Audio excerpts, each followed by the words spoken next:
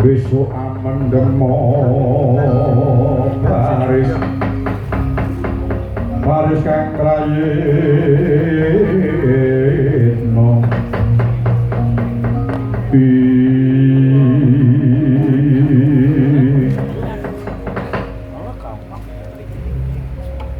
yen to tak waspadake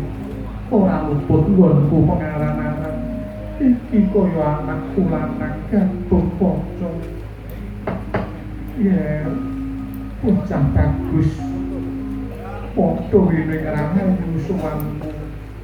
gantung kanca kawula napa niki